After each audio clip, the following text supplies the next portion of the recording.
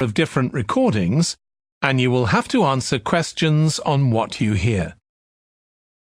There will be time for you to read the instructions and questions, and you will have a chance to check your work. All the recordings will be played once only. The test is in 4 sections. At the end of the test, you will be given 10 minutes to transfer your answers to an answer sheet. Now turn to Section 1.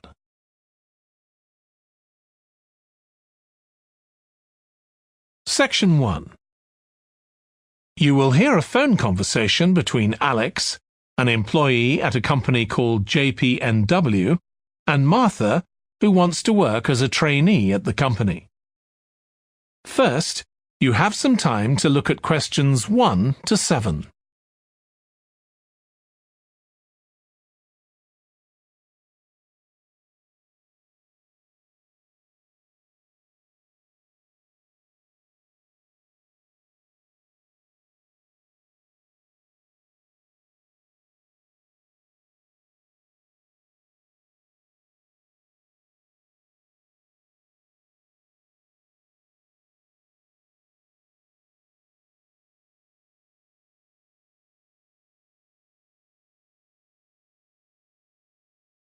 You will see that there is an example that has been done for you.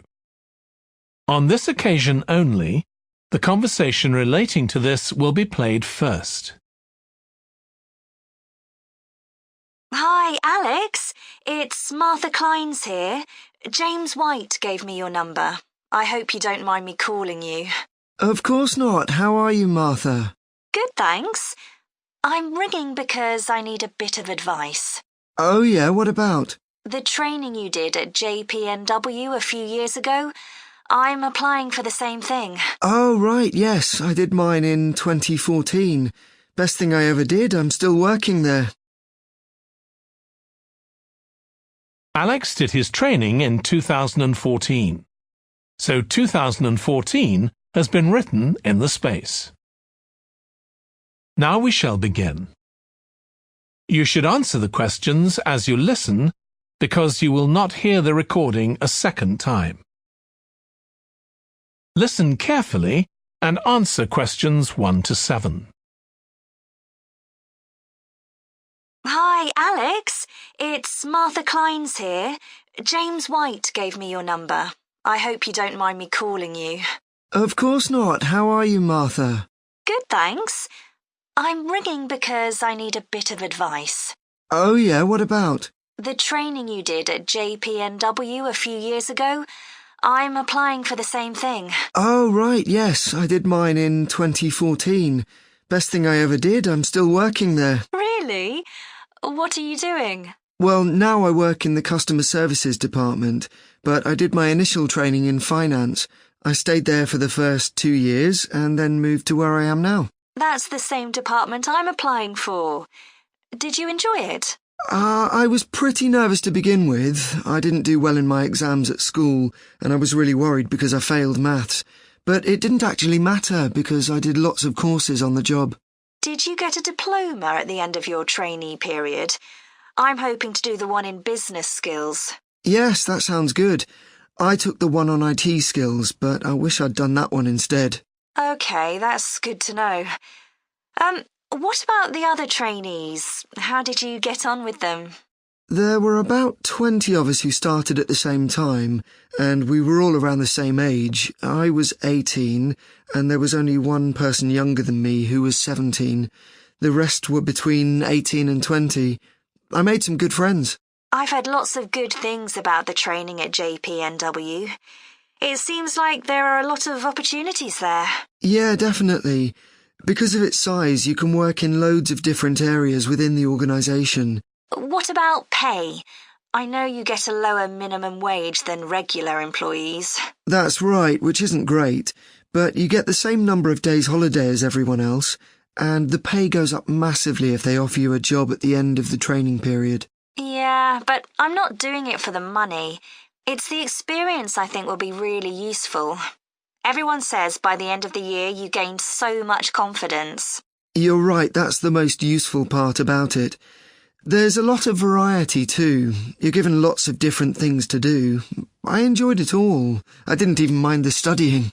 Do you have to spend any time in college? Yes, 1 day each month. So you get lots of support from both your tutor and your manager. That's good. And the company is easy to get to, isn't it? Yes, it's very close to the train station, so the location's a real advantage. Before you hear the rest of the phone conversation, you have some time to look at questions 8 to 10.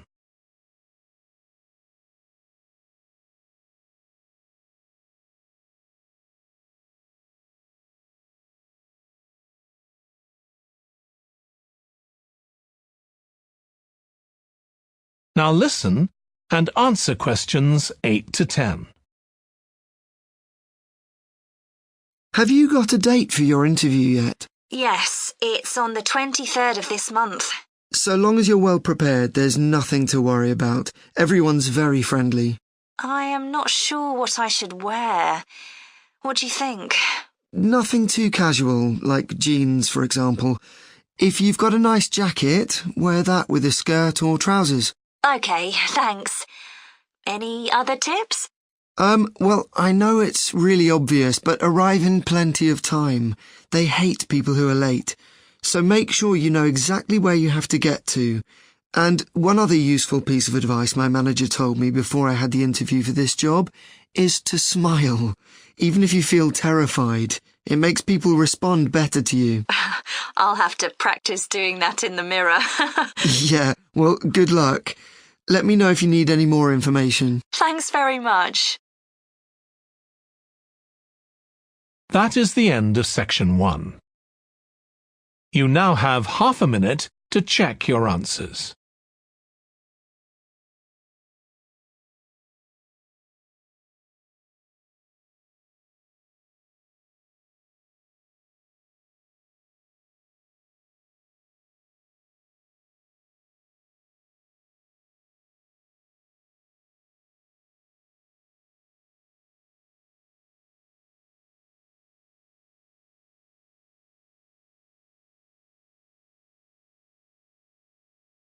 Now turn to section 2.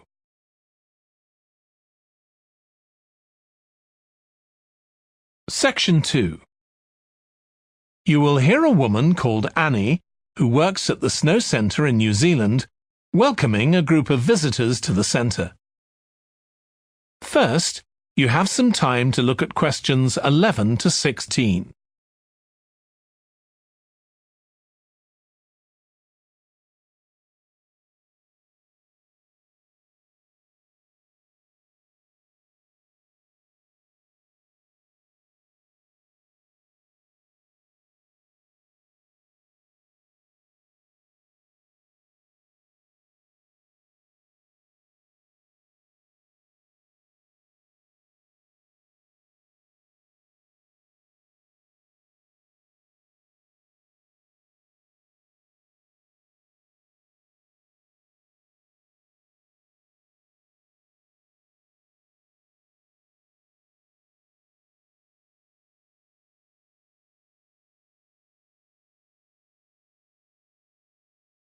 Now listen carefully and answer questions 11 to 16. Hi everyone, welcome to the Snow Centre. My name's Annie. I hope you enjoyed the bus trip from the airport. We've certainly got plenty of snow today. Well, you've come to New Zealand's premier snow and ski centre, and we've a whole load of activities for you during your week here. Most visitors come here for the cross-country skiing, where you're on fairly flat ground for most of the time, rather than going down steep mountainsides. There are marked trails, but you can also leave these and go off on your own, and that's an experience not to be missed. You can go at your own speed. It's great aerobic exercise if you really push yourself. Or, if you prefer, you can just glide gently along and enjoy the beautiful scenery. This afternoon, you'll be going on a dog sled trip. You may have seen our dogs on TV recently racing in the Winter Sled Festival. If you want, You can have your own team for the afternoon and learn how to drive them, following behind our leader on the trail. Or if you'd prefer, you can just sit back in the sled and enjoy the ride as a passenger. At the weekend, we have the team relay event, and you're all welcome to join in. We have a local school coming along, and a lot of the teachers are taking part too. Participation rather than winning is the main focus, and there's a medal for everyone who takes part. Participants are in teams of 2 to 4, and each team must complete 4 laps of the course. For your final expedition, you'll head off to Mount Frenna wearing a pair of special snowshoes which allow you to walk on top of the snow. This is an area where miners once searched for gold, though there are very few traces of their work left now. When the snow melts in summer, the mountain slopes are carpeted in flowers and plants. It's a long ascent, though not too steep, and walkers generally take a couple of days to get to the summit and return. You'll spend the night in our hut halfway up the mountain. That's included in your package for the stay. It's got cooking facilities, firewood and water for drinking. For washing, we recommend you use melted snow, though, to conserve supplies. We can take your luggage up on our snowmobile for you for just $10 a person.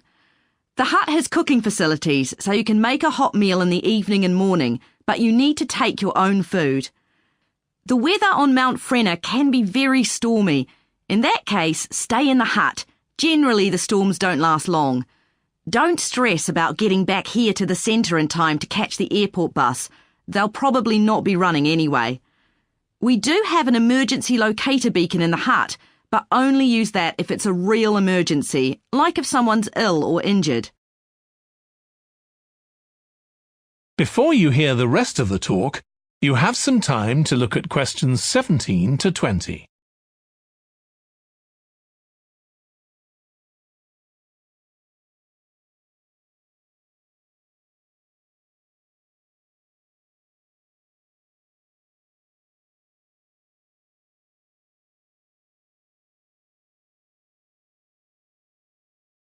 Now listen and answer questions 17 to 20.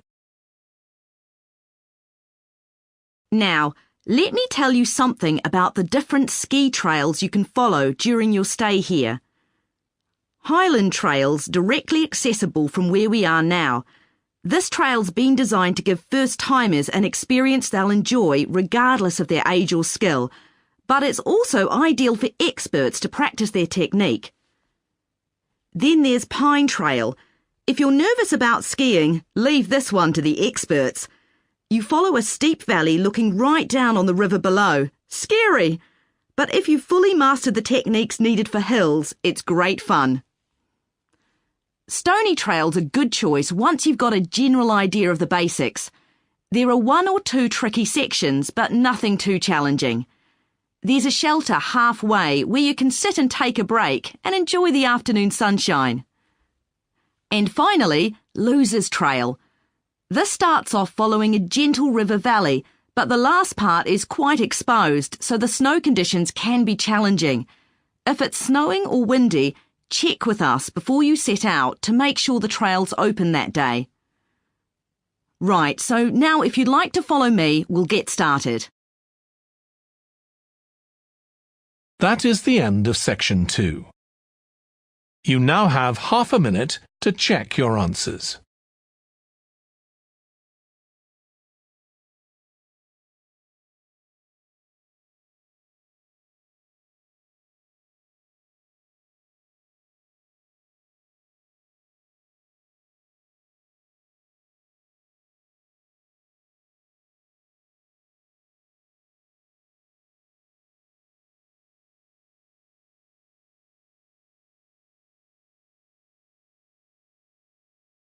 Now turn to section 3.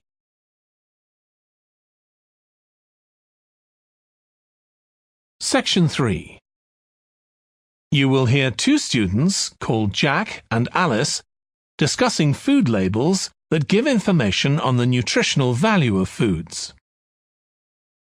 First, you have some time to look at questions 21 to 26.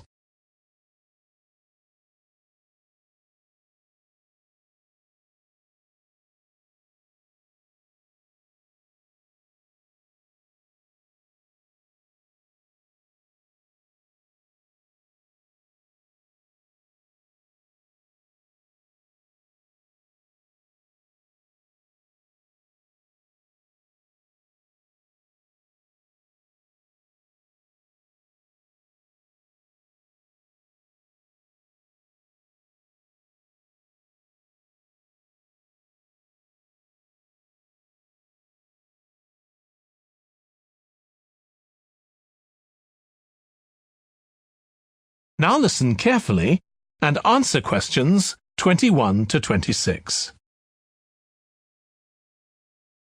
I still got loads to do for our report on nutritional food labels. Me too. What did you learn from doing the project about your own shopping habits? Well, I've always had to check labels for traces of peanuts in everything I eat because of my allergy. But beyond that, I've never really been concerned enough to check how healthy a product is. This project has actually taught me to read the labels much more carefully. I tended to believe claims on packaging, like low in fat. But I now realise that the healthy yoghurt I've bought for years is full of sugar, and that it's actually quite high in calories. Ready meals are the worst. Comparing the labels on supermarket pizzas was a real eye-opener. Did you have any idea how many calories they contain? I was amazed. Yes, because unless you read the label really carefully, you wouldn't know that the nutritional values given are for half a pizza. When most people eat the whole pizza. Not exactly transparent, is it? Not at all. But I expect it won't stop you from buying pizza. Probably not, no. I thought comparing the different labelling systems used by food manufacturers was interesting. I think the kind of labelling system used makes a big difference. Which one did you prefer? I liked the traditional daily value system best, the one which tells you what proportion of your required daily intake of each ingredient the product contains. I'm not sure it's the easiest for people to use, but at least you get the full story. I like to know all the ingredients in a product, not just how much fat, salt and sugar they contain. But it's good supermarkets have been making an effort to provide reliable information for customers. Yes. There just needs to be more consistency between labelling systems used by different supermarkets, in terms of portion sizes, etc. The labels on the different brands of chicken flavour crisps were quite revealing too, weren't they? Yeah. I don't understand how they can get away with calling them chicken flavour when they only contain artificial additives. I know. I'd at least have expected them to contain a small percentage of real chicken. Absolutely. I think having nutritional food labelling has been a good idea, don't you? I think it will change people's behaviour and stop mothers, in particular, buying the wrong things. But didn't that study kind of prove the opposite? People didn't necessarily stop buying unhealthy products. They only said that might be the case. Those findings weren't that conclusive, and it was quite a small-scale study. I think more research has to be done. Yes, I think you're probably right. Before you hear the rest of the discussion, you have some time to look at questions 27 to 30.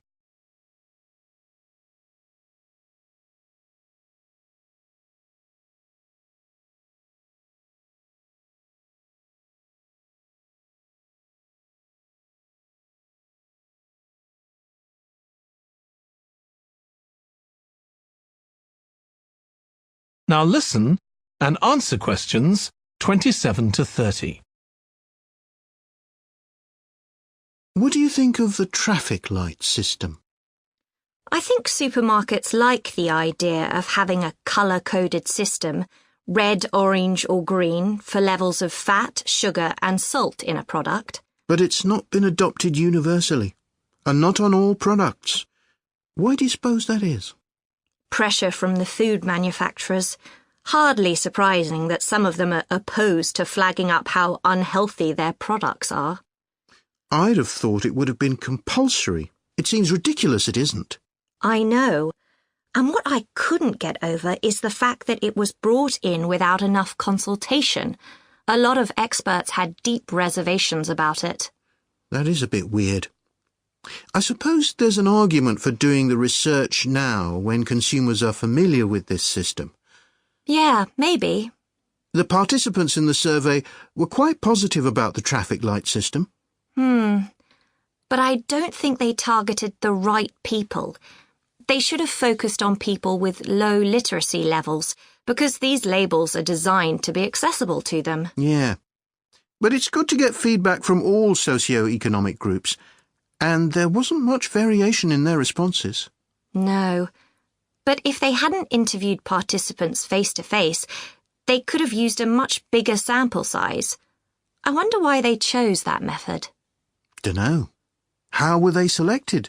Did they volunteer, or were they approached? I think they volunteered. The thing that wasn't stated was how often they bought packaged food. All we know is how frequently they used the supermarket. That is the end of section 3. You now have half a minute to check your answers.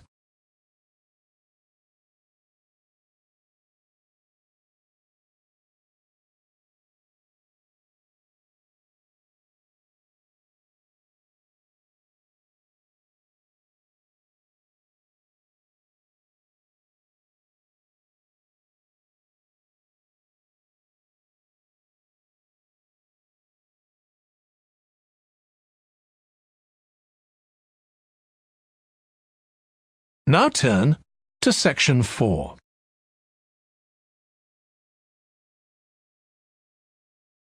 Section 4. You will hear part of a presentation by a history student about the history of coffee. First, you have some time to look at questions 31 to 40.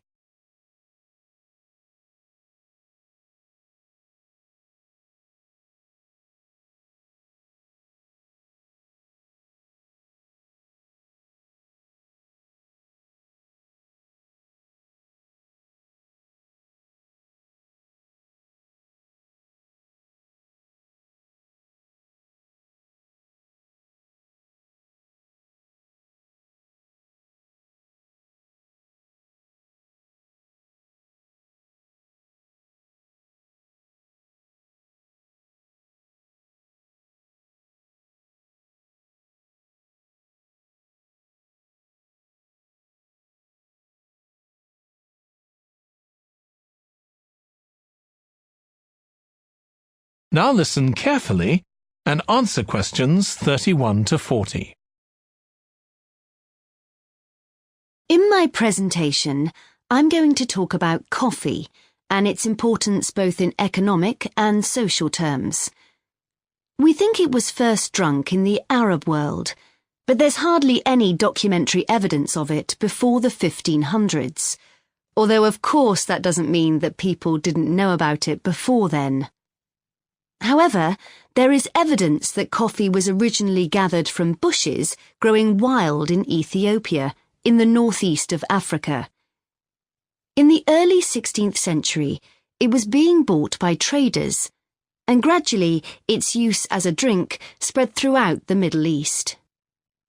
It's also known that in 1522, in the Turkish city of Constantinople, which was the centre of the Ottoman Empire, the court physician approved its use as a medicine. By the mid-1500s, coffee bushes were being cultivated in the Yemen, and for the next 100 years, this region produced most of the coffee drunk in Africa and the Arab world. What's particularly interesting about coffee is its effect on social life. It was rarely drunk at home, but instead, people went to coffee houses to drink it. These people, usually men, would meet to drink coffee and chat about issues of the day. But at the time, this chance to share ideas and opinions was seen as something that was potentially dangerous. And in 1623, the ruler of Constantinople demanded the destruction of all the coffee houses in the city, although after his death, many new ones opened, and coffee consumption continued. In the 17th century, coffee drinking spread to Europe, and here too, coffee shops became places where ordinary people, nearly always men, could meet to exchange ideas. Because of this, some people said that these places performed a similar function to universities. The opportunity they provided for people to meet together outside their own homes and to discuss the topics of the day had an enormous impact on social life, and many social movements and political developments had their origins in coffeehouse discussions.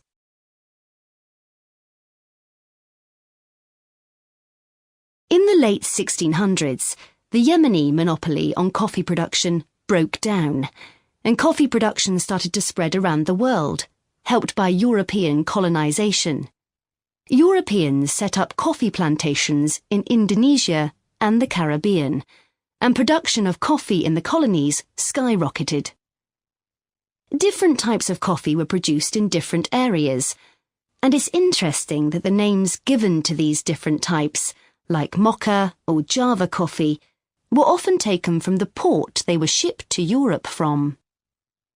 But if you look at the labour system in the different colonies, there were some significant differences. In Brazil and the various Caribbean colonies, coffee was grown in huge plantations, and the workers there were almost all slaves. But this wasn't the same in all colonies. For example, in Java, which had been colonised by the Dutch, the peasants grew coffee and passed a proportion of this on to the Dutch, so it was used as a means of taxation. But whatever system was used, under the European powers of the 18th century, coffee production was very closely linked to colonisation. Coffee was grown in ever-increasing quantities to satisfy the growing demand from Europe, and it became nearly as important as sugar production, which was grown under very similar conditions. However, coffee prices were not yet low enough for people to drink it regularly at home, so most coffee consumption still took place in public coffee houses, and it still remained something of a luxury item. In Britain, however, a new drink was introduced from China and started to become popular, gradually taking over from coffee, although at first it was so expensive that only the upper classes could afford it. This was tea, and by the late 1700s it was being widely drunk. However, when the USA gained independence from Britain in 1776, they identified this drink with Britain, and coffee remained the preferred drink in the USA, as it still is today. So, by the early 19th century, coffee was already being widely produced and consumed. But during this century, production boomed, and coffee prices started to fall. This was partly because new types of transportation had been developed, which were cheaper and more efficient. So now, working people could afford to buy coffee. It wasn't just a drink for the middle classes. And this was at a time when large parts of Europe were starting to work in industries. And sometimes this meant their work didn't stop when it got dark. They might have to continue throughout the night. So the use of coffee as a stimulant became important. It wasn't just a drink people drank in the morning for breakfast. There were also changes in cultivation. That is the end of section 4. You now have half a minute to check your answers.